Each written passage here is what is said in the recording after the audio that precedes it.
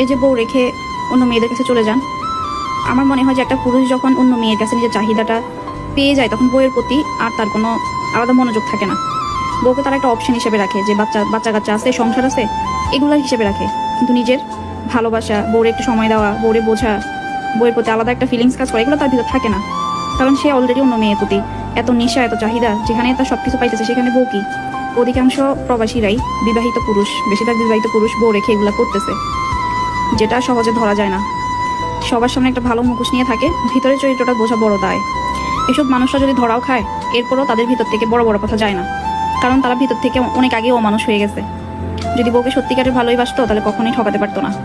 অবশ্যই উপরে যিনি আছে তার ভয়ে এসব পথ থেকে অনেক আগেই চলে আসতো। মানুষের ভুল একবার হয়, দুইবার হয়, কিন্তু যারা নিখুঁতভাবে অভিনয় করে চালাকির সঙ্গে 1-2 বছর ধরে আপনাকে ঠকাবে, এটা কখনো ভুল না, এটা হচ্ছে চালাকির সঙ্গে আপনাকে ধোকা দেওয়া। এই স্বভাব কখনোই যাবে না।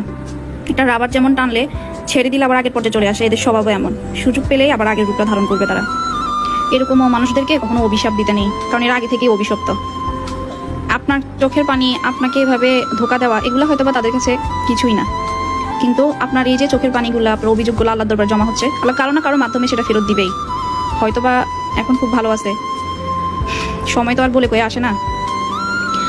আর হ্যাঁ, আমার এই কথা